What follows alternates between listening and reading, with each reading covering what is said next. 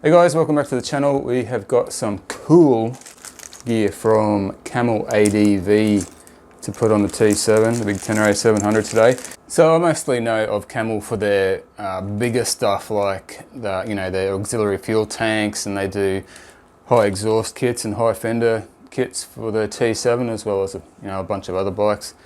But they also do a couple of smaller products that you may not have heard of and that I hadn't heard of, and I wouldn't have heard of unless one of our awesome subscribers hadn't mentioned it to me and suggested that we try them out. So the main one we're going to be looking at today is their one finger clutch kit. So this obviously makes your clutch pull a lot lighter, especially helpful on the Tenere 700, which has a cable clutch. Can be quite stiff. It's not the hardest clutch in the world, but it's definitely not the easiest. Now, ever since I've been riding motorcycles, I've always had a short clutch and brake lever. Not long after I got my first dirt bike, I hacked off the end of the clutch lever and also the brake lever, because when you're riding off-road, as you know, you need at least 2 fingers hold onto the handlebars. You can't have all your fingers on the clutch. It doesn't work. And if you've got a clutch lever sticking out the full length, when you pull this in with your other 2 fingers, wax on your knuckles, and that can get really painful after riding all day. You can sort of be a bit more careful, but yeah, I just prefer to cut it off. That is pretty much a holdover from the enduro riding, but definitely a good thing on the big bikes as well when you get into the tough stuff. That shorty clutch lever is just much better, and this Camel product is definitely going to help out with that 2 finger clutch pull. I want to give a big shout out to Les from Canada. He's the one who got all this happening for us. He actually mentioned the product to us initially, and if it wasn't for Les, I don't think Corey would have sent us this stuff to try out for free. So thanks Corey, and thanks Les, we really appreciate it. And we're going to basically fit it up, see how hard it is to do for an average Joe like me. And then if you want to hang around till we've finished that, we'll install these. Now these are fork guard guards for the Tenere 700. So these, you'll see, but they help stop your front fork guards breaking basically. Another awesome little invention from Camel ADV. So stick around, we're going to get straight into that one finger clutch install.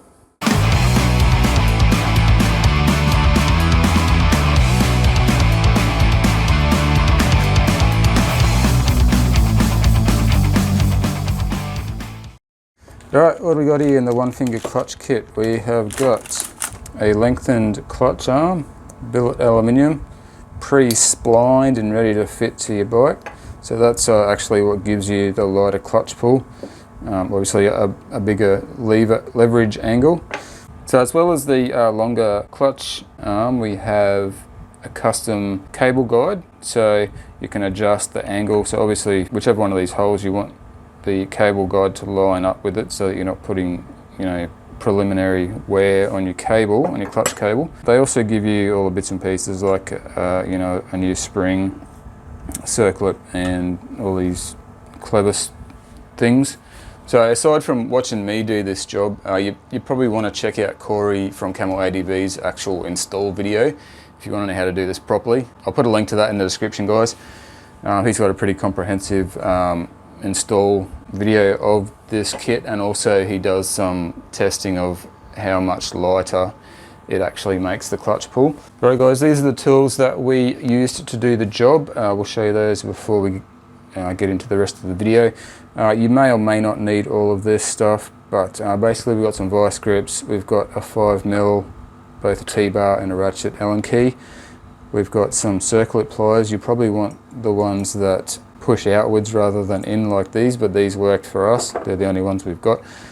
Small flat screwdriver, 12mm spanner, Sharpie, shifter, and maybe some needle nose pliers, and some thread lock. So first thing to do to make the job easier, we're going to remove this plastic guard here. I think it's just 2 5mm Allen key bolts.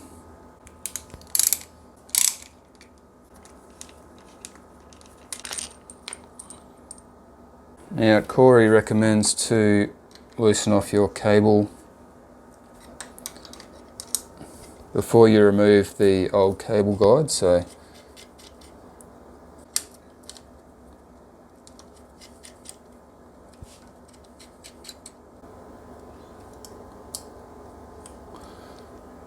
we just need to fold this tab here up, guys, too, to remove the cable.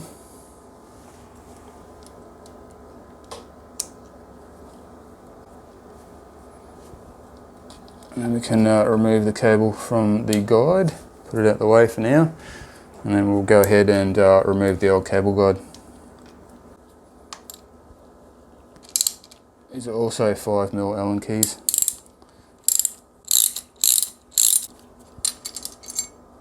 So I'm just going to put a little bit of thread lock on these before I put them back in, because that's what I do. Probably not necessary, as there was none on there when I took them out, but yeah.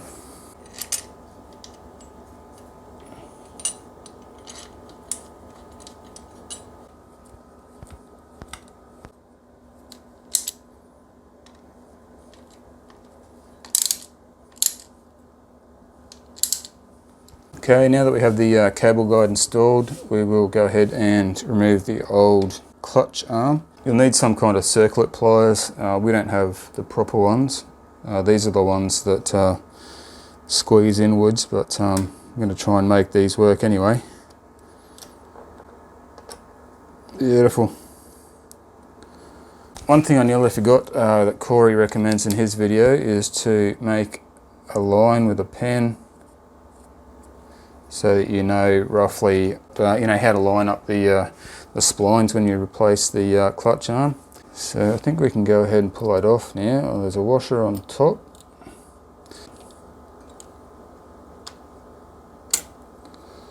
Okay, spring and everything is off. Righto, so Corey recommends it's a little bit easier to assemble this before you put the arm onto the actual bike. If you know which hole you're going to use, I'm going to start off with the middle hole, which is what he recommends.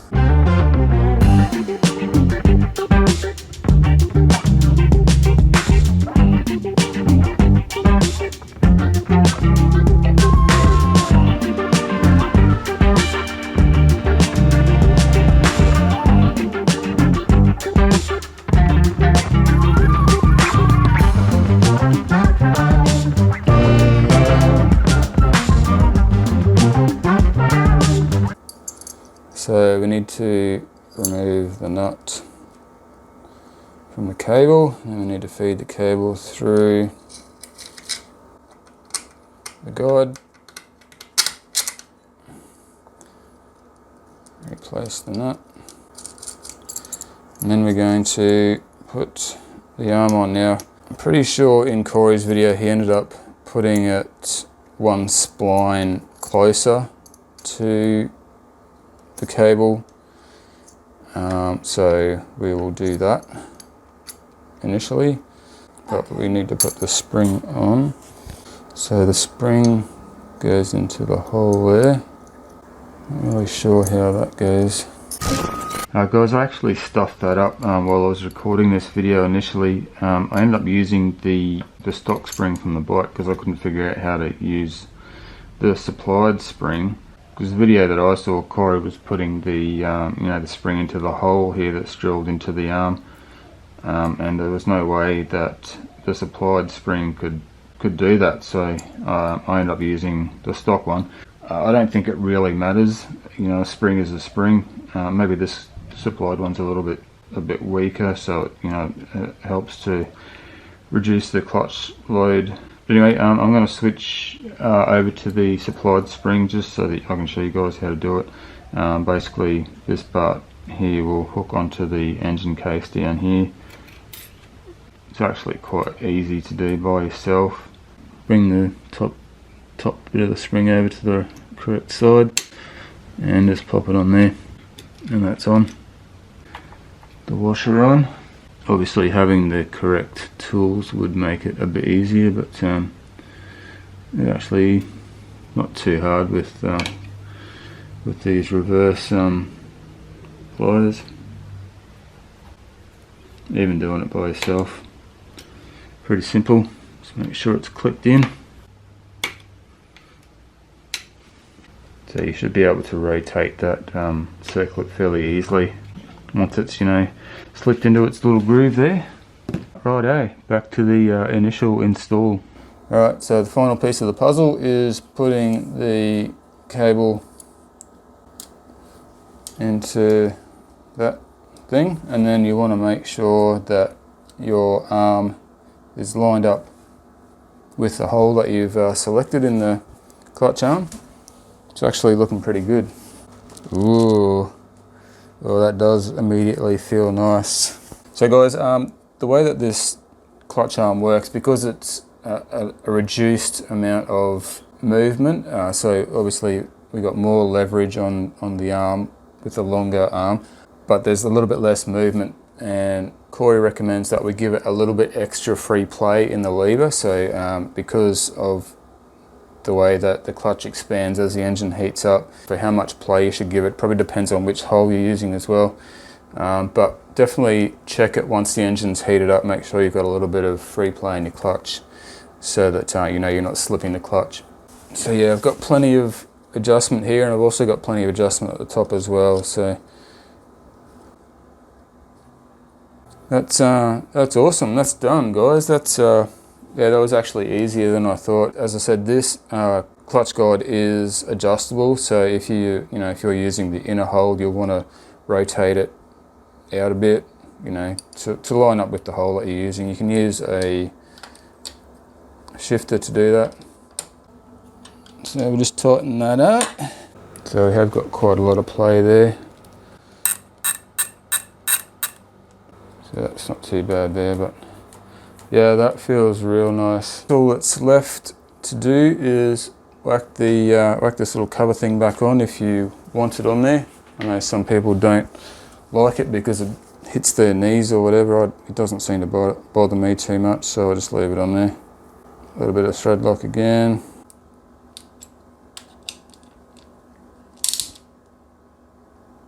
Right, that was really easy to do, guys, to be honest. Any Muppet could install that. Great product from Camel. Nowadays, the best way to get a feel for the new clutch, obviously just take it for a bit of a spin. I know that because on the rare occasions when I do actually remember to lube my clutch cable, I jump on the bike, go for a ride, and I'm like, holy shit, that feels good. Oh yeah, that's good. That's so light. That's good. I love it. You can't turn right from that lane, buddy. What's this fucking guy doing? Anyway, I got a couple of sticker orders to post today. One for Stu down in Killarney, and the other one's going to Bruce in Narre Warren, Victoria. Narre Warren, I don't know how to say it. Bloody Victorian names anyway. So one thing I forgot to mention is the clutch comes in all the colours of the Tenere rainbow. You can get it in red, black and blue if you're that way inclined to bling up your bike while you're making your life a little bit easier at the same time, so that's pretty cool.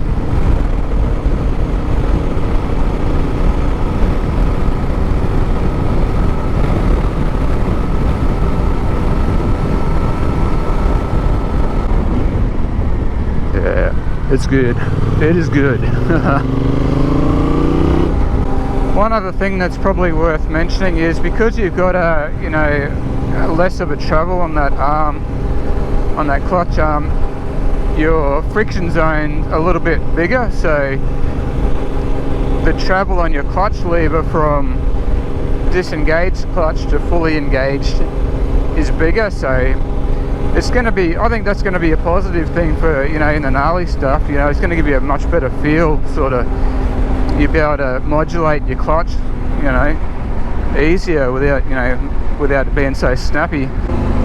But even with that extra bit of play in the clutch lever there, it doesn't seem to have any trouble disengaging fully. Significant improvement.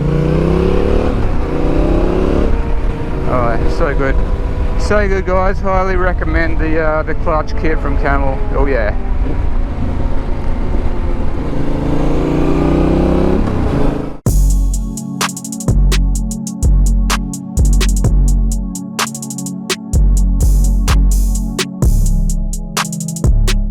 Thanks again, Corey and Les, and now let's get straight into putting these fork guards on. Righto guys, the basic idea behind the fork guards is to repair or prevent breaking your fork guards on the Yamaha. Obviously Yamaha has made all this crap out of bloody road bike plastics. It's not your tough dirt bike plastics. Breaks really easily. If you've already snapped off the lug here at the bottom, or the edge of the fork guard, you can repair it with these. If you haven't broken it yet, it's probably only a matter of time, but you can prevent it from happening with these guys. So this is just a bit of aluminium plate. Really good idea.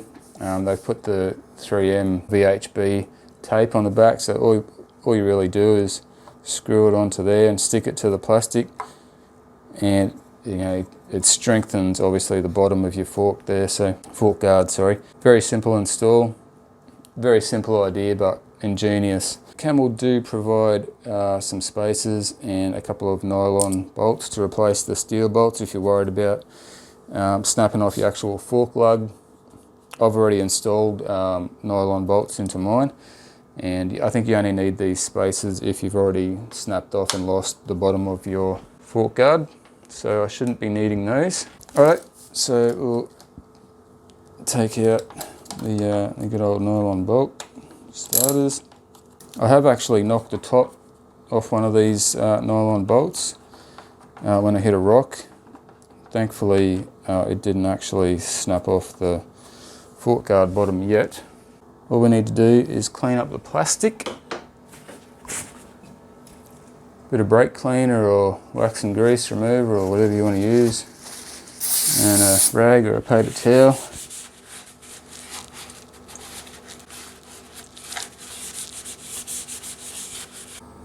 So it's pretty self-explanatory where it's going to sit. You want it right up against the edge of your fork guard here, and this part here will line up with that section, and as long as your hole down here lines up, you should be golden.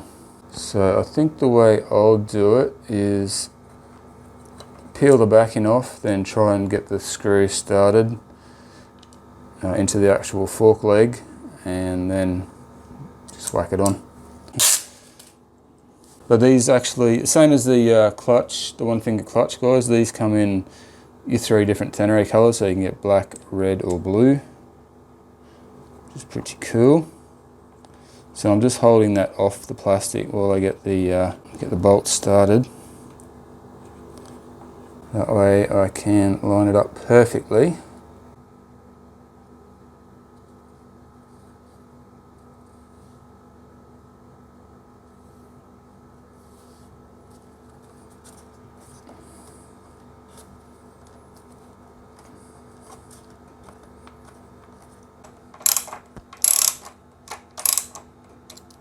Probably a good idea to do this like the night before you're going for your next ride or something. You probably don't want to go out riding straight away, especially if you're going in water or whatever. You want to give that double-sided tape a good chance to bond properly. But that's one side done, guys. So yeah, as I said, you can get the red ones, blue ones or black. Nice little Camel logo on there too, so that's cool. Bloody lovely. Once again, thanks to Corey at Camel ADV. Great products, guys. They come up with some great stuff. Check them out, support the guys. They ship worldwide as far as I know. It took less than 2 weeks for this stuff to arrive from Canada to Australia, so it was really good. Alright guys, that's our Camel gear installed. Thanks for watching. We'll see you on the next one. Cheers.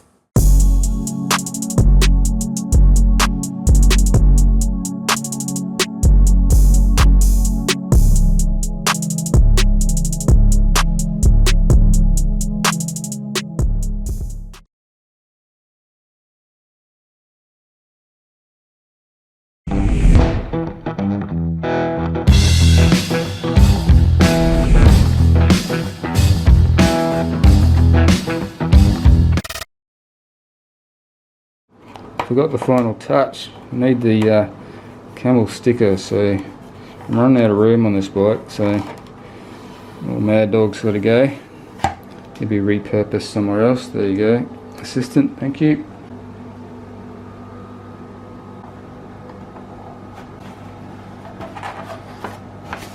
Cool. Cool.